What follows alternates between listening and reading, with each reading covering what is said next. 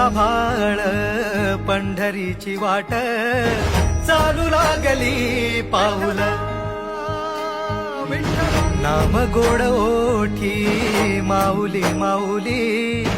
अंतरी भेटीची चाहुल निघाली पाऊले दर्शनी ध्यास लागला पंढरी हो असं या उरात गाठली